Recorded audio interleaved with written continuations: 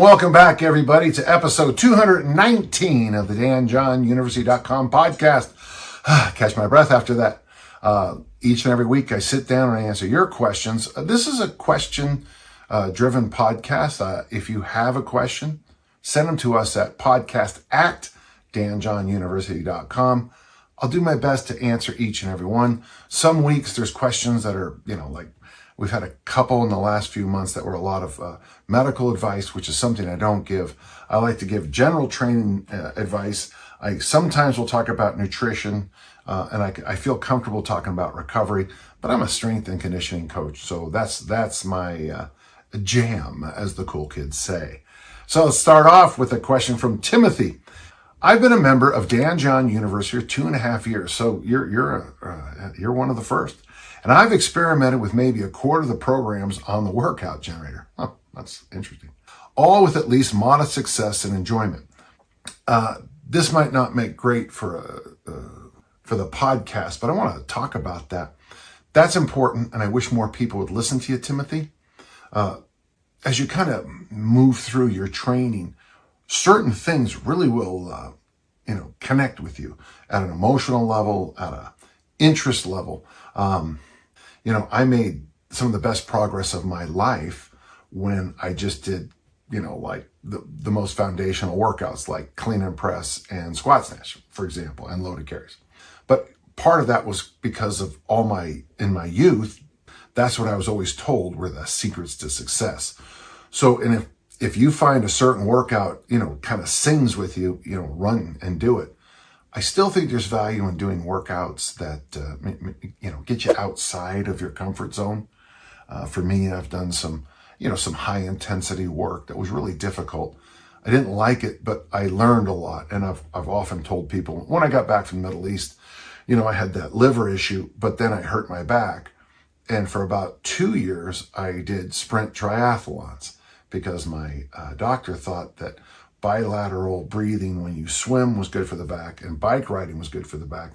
And I figured, well, you might as well run what was at the time, a 5K run.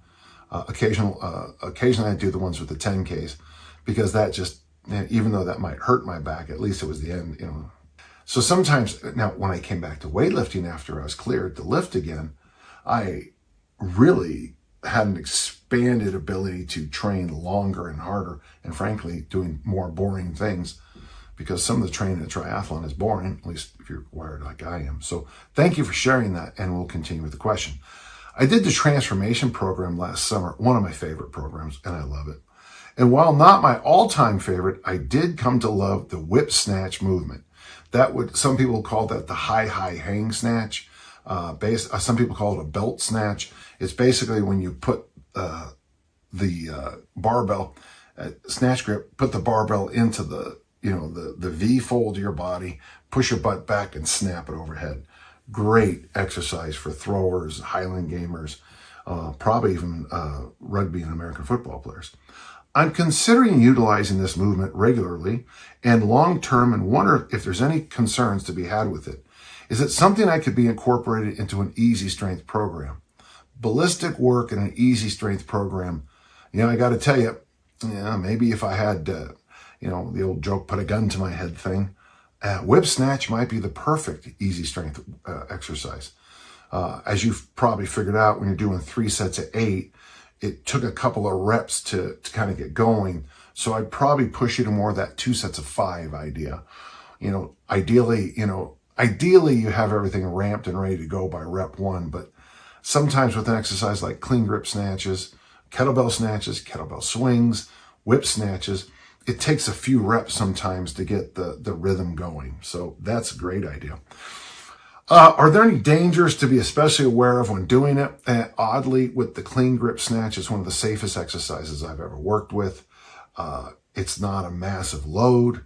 The movement is hinge, snap, and then you lock it out overhead. With that wide snatch grip, there's less shoulder, elbow, and wrist issues versus, say, the clean stuff and front squat stuff. So yeah, I would say you're pretty safe. Is it an exercise I can do with increasingly heavy weights, or do most people plateau fairly quickly?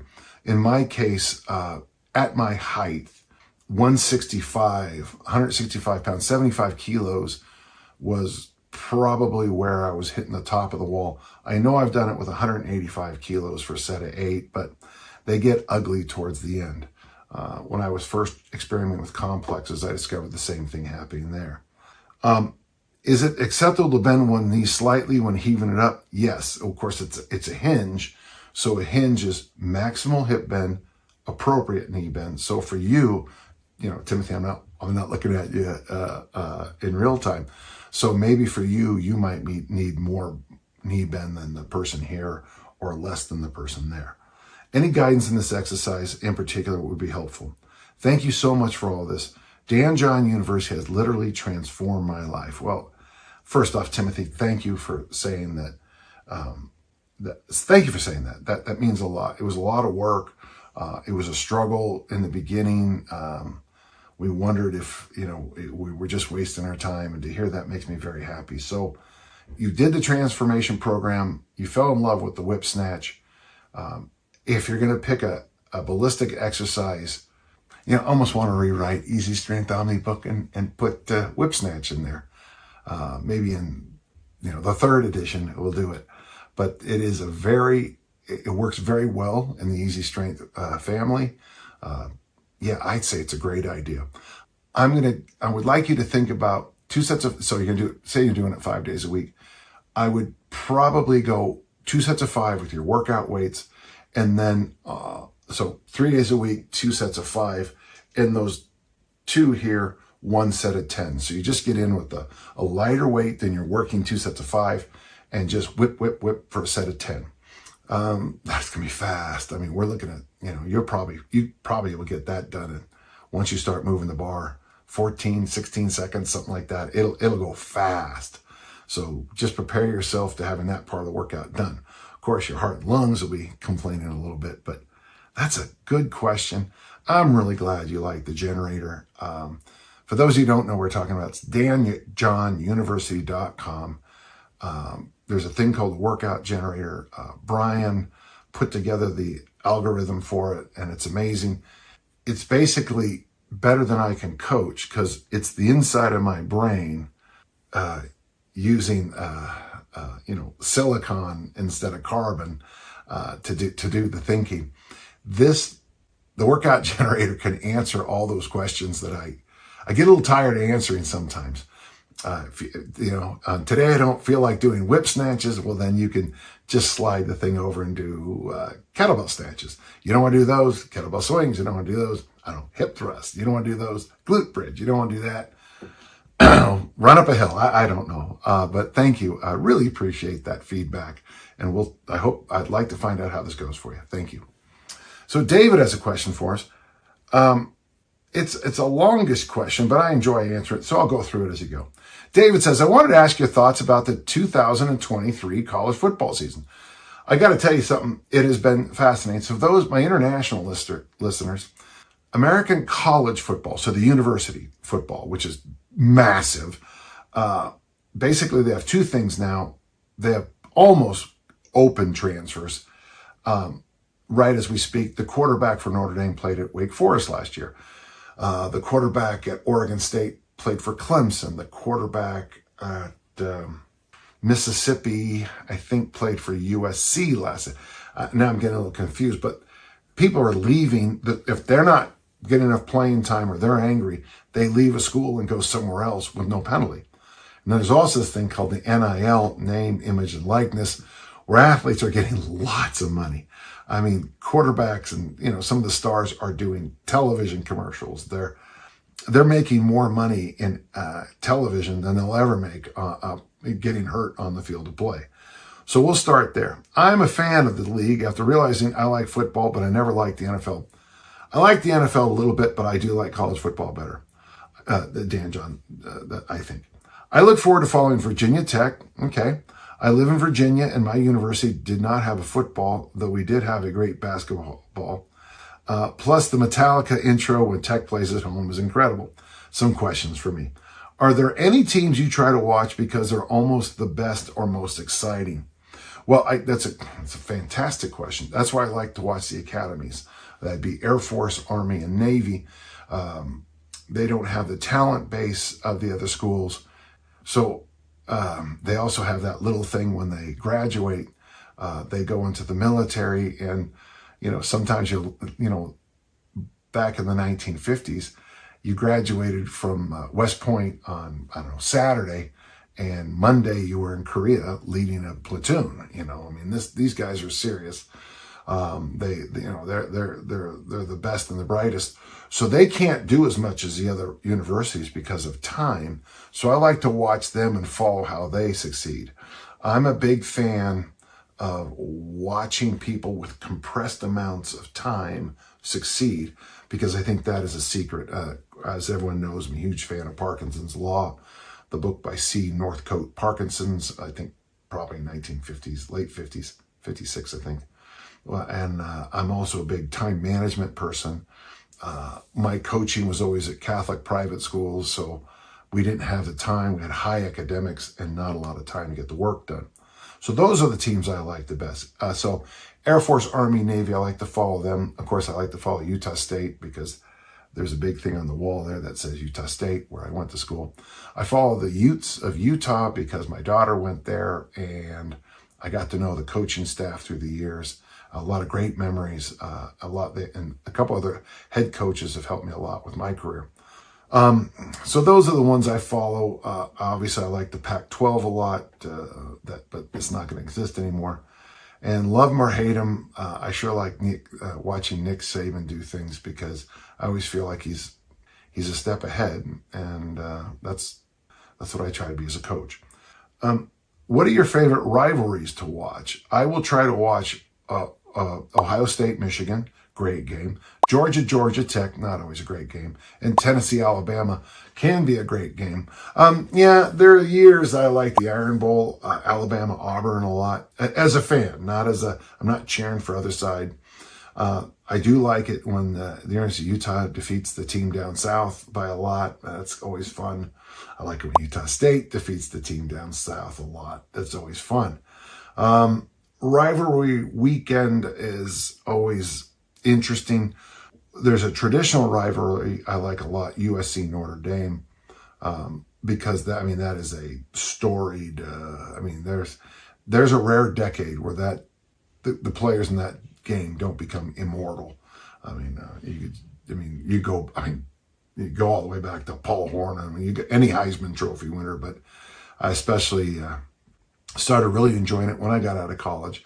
Of course, I watched Joe Montana play in college, but when I was coaching, we had a coaching staff meeting. We'd watch that game.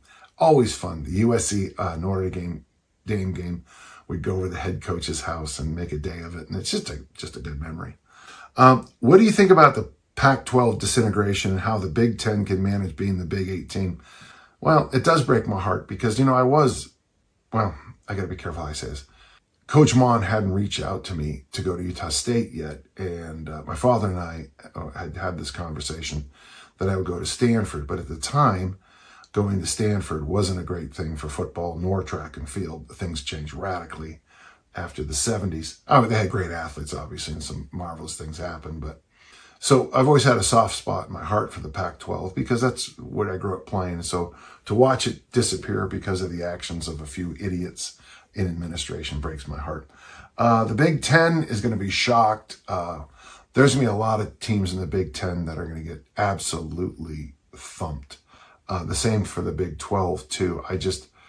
God bless God bless some of the schools in the lower end of the Big Ten, but the Big Ten has always been the Big Two and the other 8. It's always been that way. I don't know how Michigan and Ohio State can't go 9, 10, 11-0 every year.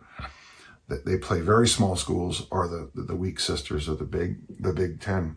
That's going to change. It'll be interesting. What teams are surprising me so far? Any players that stand out as someone to keep an eye on? Catch any non-D1 teams games that were exciting? There's a lot of questions there. Teams that surprise me. It is interesting that Georgia, as I'm speaking, is still undefeated, and everyone's complaining they're not winning by enough. You can never please fans. I do follow the other divisions. As many people know, I'm an Emporia State fan because that's where my niece goes. I try to catch a lot of games. I'm a big fan of the historical. I think they're called the historical black colleges, and I enjoy those games a lot. And of course, I'm a big fan of like the Montana State games, North Dakota, South Dakota State. Those are some good football teams, and they just don't get the press. So yeah, well, good questions. Probably very few people are interested in what we just talked about, but hey, I liked it. Okay, Neil has a question. You have mentioned the best program from strength and athleticism is combining the Olympic and power lifts. Yes, I do think that. How would how would I maybe organize them into a training program? Olympic one day and powerlifting the next. Where would he put the other Dan John staples like loaded carries and pull-ups? Well, I got to tell you, there's nothing new under the sun. This is exactly what Brian Oldfield did to be a world record holding shot put. This is what Dave Davis recommended to all of us in track technique in 1974. And this is how most great throwers train. If you look at Al Feuerbach, the world record holding the shot put, his training, it is a gentle blend of the two. When I did this right, I did it more like Al. So you would have a day, he would pick Saturday where we'd go heavy on the snatch and clean and jerk. Monday he would, I think he said he was still recovering. So he would do incline bench presses, I think with dumbbells actually. So inclines or bench press, and then back squats on that day. Tuesday might be a practice session of the snatch and clean and jerk movements. Or Tuesday, I'm spitballing into the answer here. Tuesday might be a really good day to snatch and then clean. Wednesday might be a good day to get the jerks back in. If you can, Friday front squat. So here's your perfect program. By the way, I'm skipping the deadlift in this because with all those snatches and cleans, you probably wouldn't need to. But Monday, bench press, get those 5 sets of 5 back squat. Tuesday, practice the snatch and clean. Wednesday, do the jerk, maybe even military press first. It was a program I used in the 80s where you do presses until you need to help presses, and then you push press until you can't, then you push jerk, and then when you can't push jerk anymore because of the load, you jerk. So it's press, push, jerk, jerk. It's a lot of volume. Though it's not a lot of volume. It's a fun workout. And then on Saturday, rest Friday, rest Sunday, Saturdays, go heavy on the Olympic lifts. It's not a bad idea. Now you're asking something like loaded carries. I think you should loaded carry every day. If you're doing this program, the Olympic lifting days, do suitcase carries. On the powerlifting days, maybe do weight or walks. If you feel like it after Saturday's workout, that might be a good day to test your farmer walk. I'm kind of hoping someone will type this up and frame that because that's actually pretty good. You asked about pull-ups. I'm not so sure in a program like this you want to do pull-ups. That would be something to do before you moved into this period. But if you just insist on doing pull-ups, that might be a good part of your warm-up. I like hangs and sit at the bottom of the goblet squat in my warm-ups no matter what. I like original strength in my warm-ups no matter what. I do these kind of bizarre, runners call them A-skips. I do them with a bit more of a cross crawl on them. But that might be a good time to throw the pull-ups into. On the day you military press, you might even want to do the old rite of passage idea and do your set of presses and then do a set of pull-ups, and just to keep the elbow kind of greased and lubricated. But remember, you can't chase more than one rabbit at a time. You can, though, mix the power lifts, loaded carries, and Olympic lifts very successfully. I wish I could get more people to do that. My throwers do that. In fact, I just had a conversation with my All-American. And so today's workout, it's funny, I didn't even see this, Neil. Today's workout is basically mixing the Olympic lift, the snatch, with the power lift, the back squat. And if she feels like doing anything else, she'll bench and military. So it's just a natural thing for us to do. Oh, and she suitcase carries every day because for her, that's the best exercise in the loaded carry family. And interesting, what I just said may change in the next month because once you adapt, you adapt. Well, thank you. That's a great question. Much appreciated. We got a question from Ben. Now, Ben is a sheriff's deputy and SWAT team member, 31, he's 6'1", 195. Really appreciate all the extra details. And I've never considered myself in great shape. I've never considered myself fat or out of shape. Actually, if in my humble opinion, if you want to be successful in life, I would live in that corridor you're at right now. I think it helps to be always in pretty good shape. I don't think it's ever a good idea to be 200 pounds overweight. I don't ever think you want to be, 3% body fat. I think life is, it's easier to be in pretty good shape and do something really difficult than to be burned to a crisp and try to just get out of bed. I recently completed 8 weeks of another program with my 24 kilo bell working 5 days a week. And I don't know why you did that. My shift work schedule, 12-hour shifts, doesn't allow me a lot of time in my work days to get a workout in.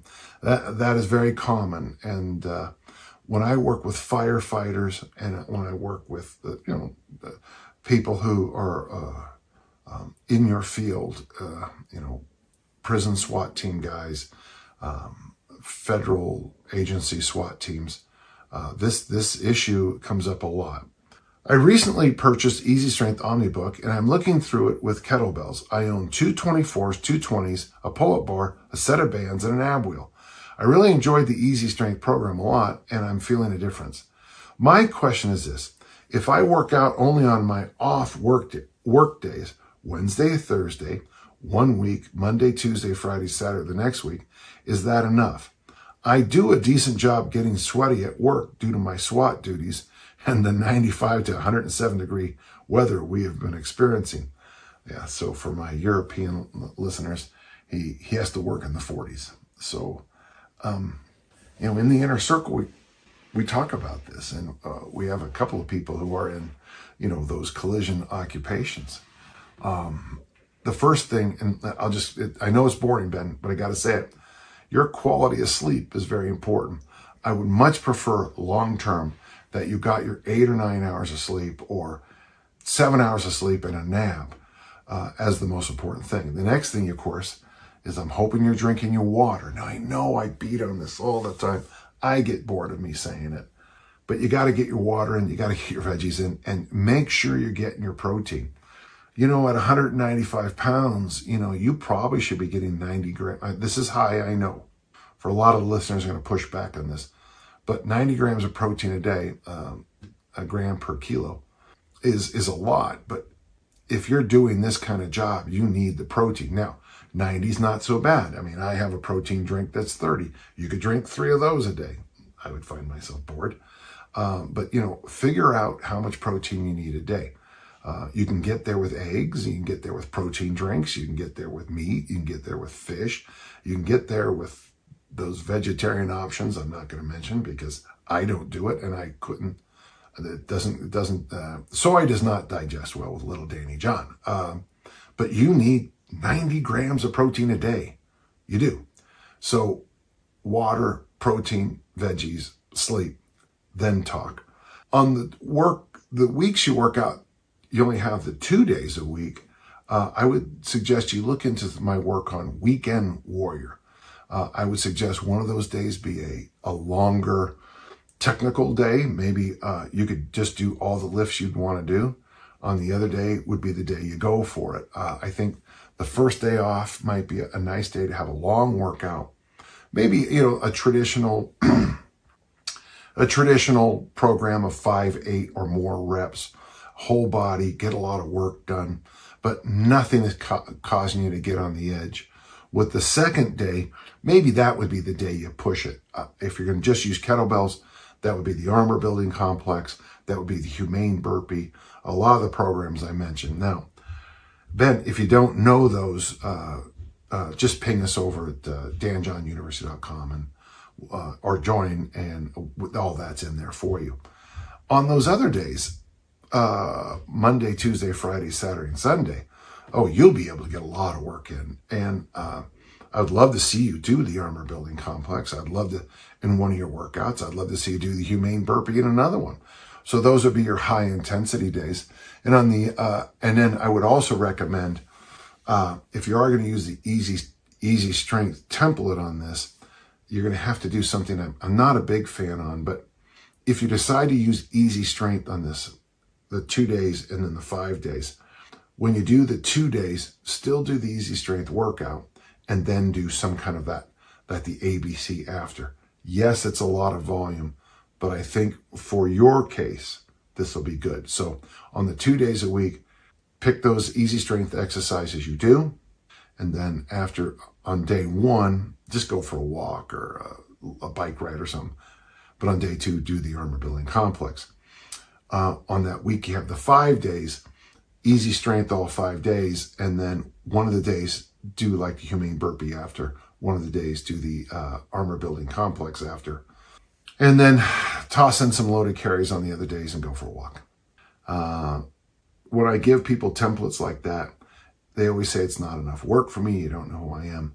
But after about 4 weeks, I get an email. You're right. I feel better. I'm sleeping better. I look better. Blah, blah, blah. I'm doing my job better. So err on the side of training for 2 years than trying to train hard for 2 days. Okay? Great question, Ben. And I really do hope it helped. Our next question, we've got George. George is up on this question.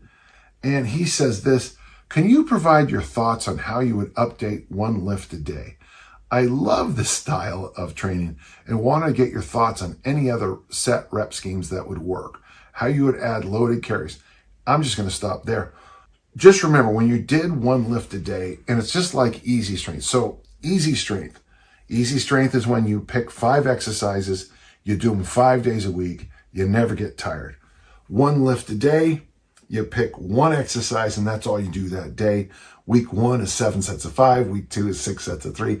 Week 3 is 5, 3, 2. Week 4 is a deload.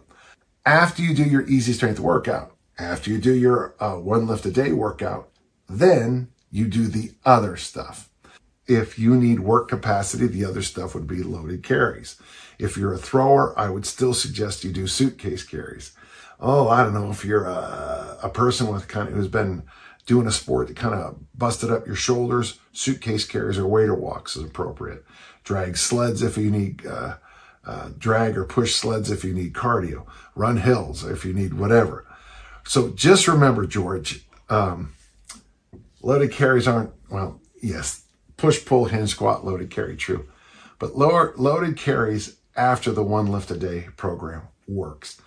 If you can find a perfect setup, like with us, we did snatches on Monday. Snatches might work really well with farmer walks. Wednesdays was usually cleans, and cleans would work well, probably with like waiter walks, but there's some others too, suitcase carries too. Tuesday, now that's the squat day, and after you finish the squat day, there's not much left in you. So maybe maybe doing something a little bouncy like hill sprints, or maybe some sled sprints might be a good idea. Friday was traditionally with us was the jerk day. With jerks, you probably could get away with hard, heavy farmer walks. After the on Saturday, which was a light total. Saturday was a light total, snatch, clean, and jerk. You probably could get the prowler out and really go after it and just, ruin your weekend, so you've got all day Sunday to recover. I hope that helped. I know it's a short answer. Yeah, it is a short answer, but if you decide to do 1 lift a day, and I don't care what lifts you pick, I had somebody tell me that they do the power lifts 1 lift a day. So I think they did, and they went in the competition order. So they went Monday squat, Wednesday bench, Friday deadlift. Personally, I think you probably should bench twice a week, but 1 lift a day with loaded carries, you might have a pretty good training program. It does sound a lot like a lot of the people you'd read in T-Nation articles. A lot of people do that kind of thing. So Yeah, I think it's a good idea. In fact, it's a great idea. Always remember, some of the programs I have are before I came up with loaded carries, like one lift a day. This broken wrist I'm always talking about. Here's a picture from the cover of my book, Never Let Go. I'm training in a cast right there. I didn't become the biggest fan of loaded carries, because that's what I was taught. I mean, obviously we had done sleds in high school and at Utah State. We did sleds. We did hill sprints, high school, junior college, Utah State, throughout my whole career. But it wasn't until my doctor told me I could never lift weights again that I made the loaded carries as such a focus. Gosh, I hope that helps, and thank you, okay? Okay, we got a question from Ryan. He says, I found a local national level weightlifting coach in my area. Good for you. I am thinking of taking a few months off of easy strength for fat loss and focusing hard on learning the Olympic lifts. I'm really glad to hear that. Not sure if I want to try and compete, but I feel like learning the Olympic lifts would be very valuable and, of course, fun. Well, it does challenge your mobility, challenges your flexibility, challenges your ability to hinge and squat. It's a one-stop shop for everything you need as an athlete. But even making them my preferred version of easy strength, maybe even making them my preferred version of easy strength, I am nervous I could get derailed from what is currently working so well for me. In your opinion, is this a gamble worth taking for a Gen Pop person? Well, guess what? There is a wonderful program called Easy Strength for Fat Loss with Olympic Lifting. It's the worst title I've ever come up with. And I have about 3 different variations. But the idea is you go in, my favorite variation, let me see if I can remember it by heart. My favorite variation is you do the standard warm-up. So you hang, you sit in the bottom of the goblet squat. If you need some original strength movements, which I do, you do. And then you do the snatch complex, which is this snatch RDL for like 5 reps, the hang snatch for 5 reps, the overhead squat for 5 reps, the back squat for 5 reps, and maybe do 3 rounds of that. That's the get your heart going warm up. If that doesn't work for you, it's too much work, drop it out, because that is a lot of volume over a week. And then you do 3 sets of 3 in the snatch with a weight you don't miss with. I have moved to 3 single clean and jerks. That's it, 3.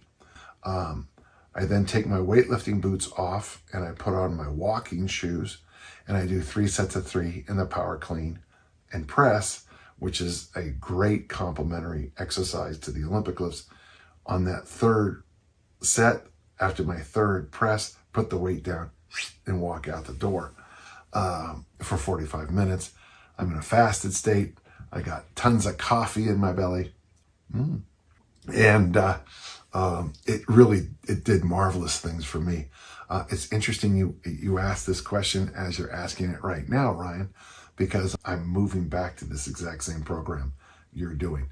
If you have questions, go to the Easy Strength Omni book. A whole bunch of it's in there. Or Easy Strength for Fat Loss, and I've got the programs in there.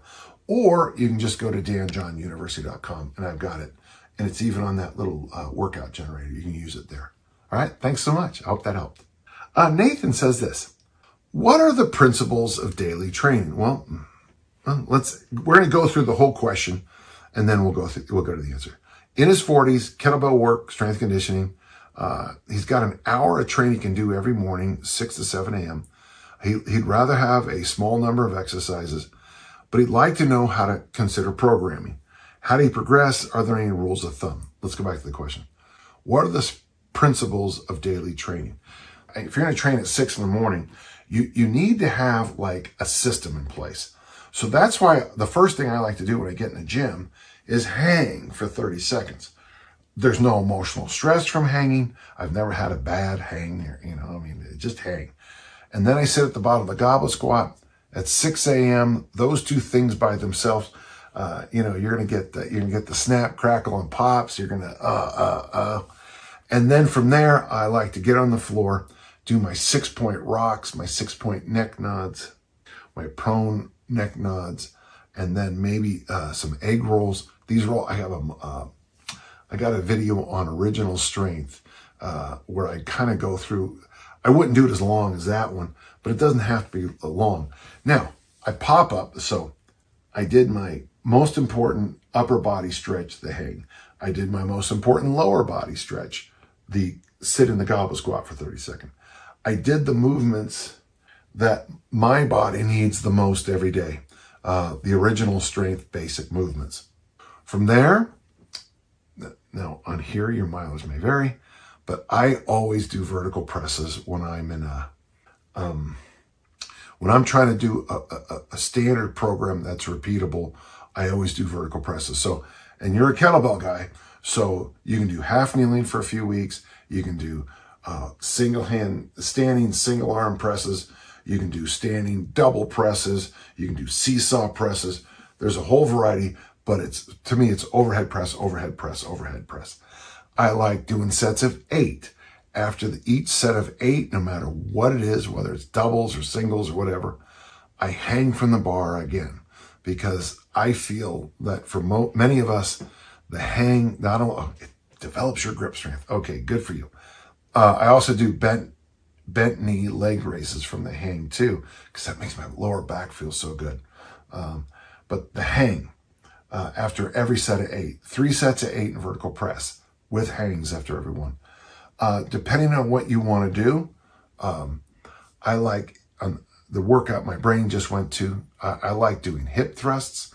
I do anywhere from heavy hip thrusts with Brett Contreras' hip thrust machine, or I just sit down, lay down on the ground, and I just do them without load. And I do up to 500, and I did 500 a day for 20,000 reps. So 500 a day. What was it? It seemed like a long time. Was it 2 months, I guess? I guess it was, yeah. But I felt great doing it. 40 workouts to get there. I felt great to get there. Hip thrusts, but you could also do kettlebell swings. You could even, and then if you like kettlebell swings, and say like, I would say day 1 swing, day 2 swing, day 3 snatch, swing, swing, snatch, swing, swing, snatch, swing, swing, snatch, swing, swing, wee. Oh, sorry. After that, you can do some goblet squats. I like the goblet squat into the overhead. After that, suitcase carries. Now, I skipped an important thing. After the hip thrust where you're on the ground, stand up and maybe march in place. The goblet squats where you're going up and down, maybe after that, pop down the ground and do a big spine stretch or whatever's comfortable for you stretch. After the suitcase carries, after you finish those, I would consider either going for a walk. I don't know how you do on time here, or just, clean the gym up and prepare yourself for tomorrow. Because, if you stretch out those hip thrusts doing 500, if you do a couple rounds of that goblet squat, I do the goblet squat into the overhead squat with a stick, sets of 8 with that are brutal. You're going to get a good workout and you'll look good and you'll feel good. Stretch out that mobility section in the start. If things don't feel right, shrink it if things feel good. At 6 to 7 a.m. in the morning, things are going to come up. You're going to have days where you feel really good and days where you feel a little locked up. Go with that. The best way to prevent overuse injuries on a program like this is switch up the movements, the exercises. So half kneeling press to standing single press to double press, probably every 2 to 3 weeks, depending on who you are. Some people can stick with an exercise a long time. Hi, I'm Dan. I can stick with an exercise. I can stay on a program for 7 years in a row with no changes. I could. I don't know if I can anymore. But for most people, about 2 to 3 weeks, and then just shift movements. So something as simple as the goblet squat, go to the double kettlebell front squat. You can shift from the double kettlebell front squat to any other variation you see online. The deficit deadlift, if you put your feet up on boxes, can turn into something like the old belt squats that we used to do that were done a lot. And I guess they're making a comeback, but they were very popular when I was young. But you can just hang your arms down with a load and squat with your feet up on boxes. And For some people, it's actually a nice way to really wake up certain parts of the back, because as you do those, of course, the weight is hanging in a different, instead of being here, the weight's pulling you down here, and that's a nice thing. That's pretty good. A kettlebell program, an hour a day, hang, sit in the bottom of goblet squat, do some original strength, do some presses, do some hangs, do some hip thrusts, swings, or snatches, do some goblet squats, double kettlebell squats, or whatever squats, some suitcase carries, and that's repeatable and doable for a long time. And I just kind of summarized, I hate to say it, but that's kind of how we train at my gym when we're not getting ready for a contest. Thank you. Fun question. Oh, we got a question from Neil. It's always good to have questions from Neil. Neil says, is it possible to make consistent long-term strength and size gains on the big lifts, squat, deadlift, and press, while always staying, say, 3 to 4 reps shy of failure? Yeah, I mean, what you just basically said is you're now in Marty Gallagher's program. You're now doing Jim Wendler's 5-3-1. Or is it getting closer to failure now? No, failing in the weight room teaches you to fail. I know it helps for certain kinds of bodybuilding, for certain kinds of hypertrophy goals, but man, it's really what hurts you long term too. Marty and Jim Wendler, they both do the squat, the bench, the military press, squat, press, both presses, and deadlift. So squat, both presses, and deadlift. Marty does, of course, those 12-week cycles. 5-3-1. Jim Wendler is based on the monthly 5-3-1 cycle, which is outstanding. So yes, very possible.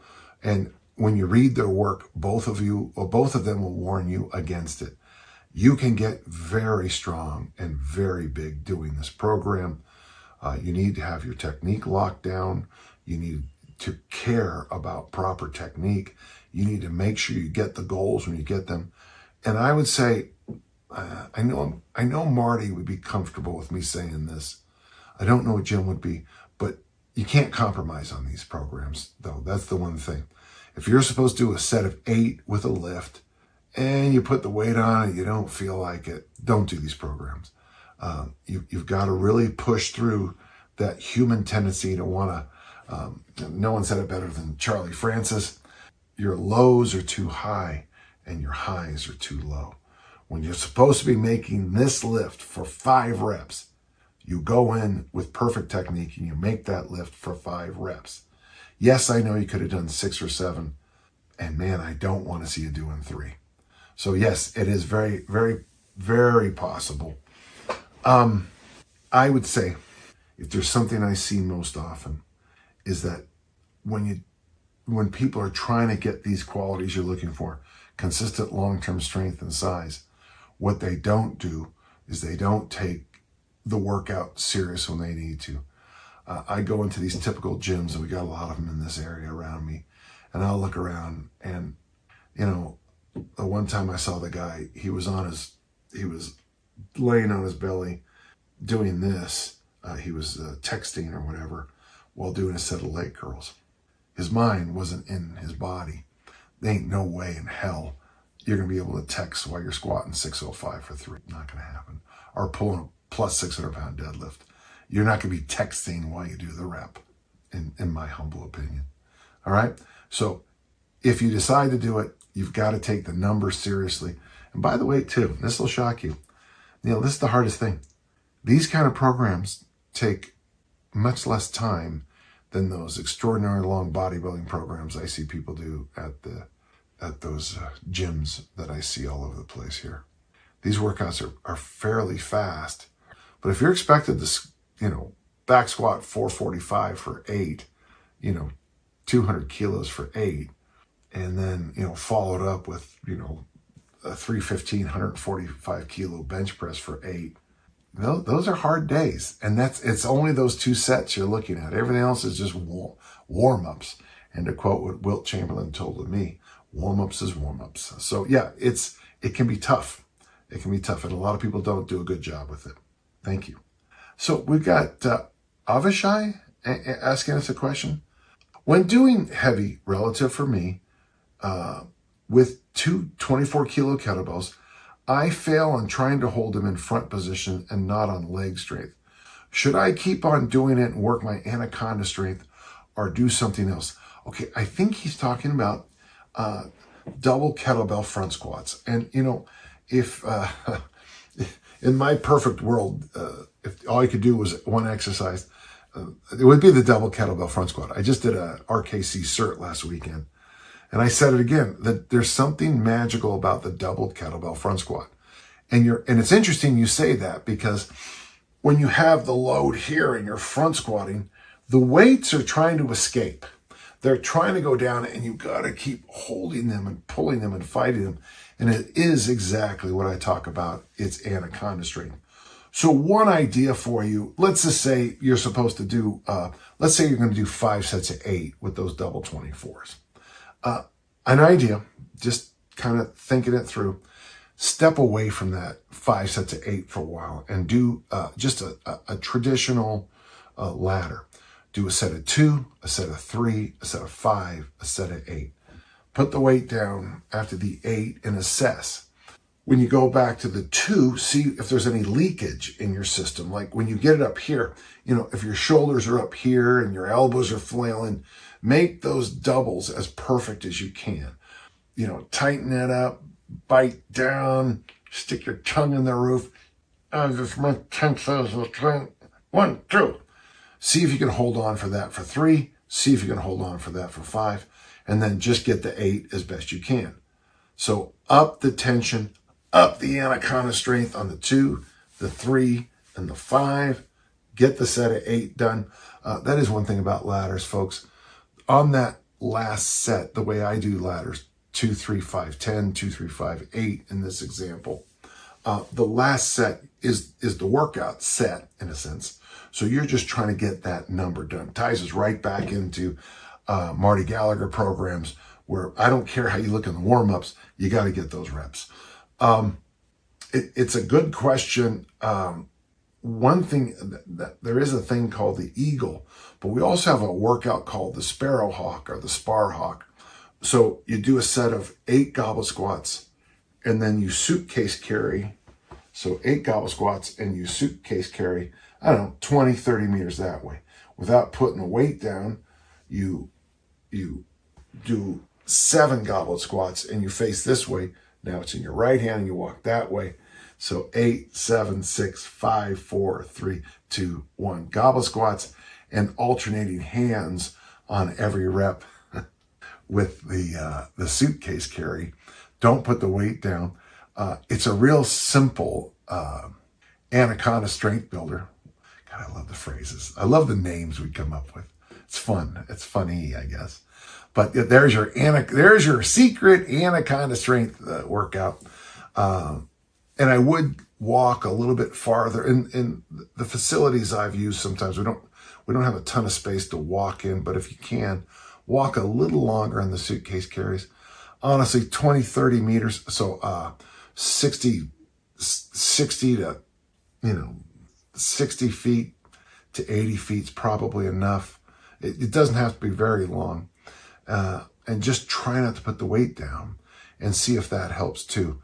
So if you did the 2, 3, 5, 8, 2, 3, 5, 8, 2, 3, 5, 8, 3 sets, followed by the sparrow hawk, over a few weeks, if progressive resistance training is true at all, you're going to be better. Okay, great. It's fun questions today. Really enjoyed them.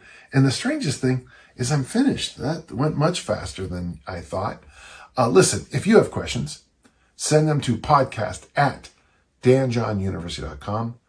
I sit down each and every week and I answer your questions. It's an honor. And well, until next time, let's all keep on lifting and learning.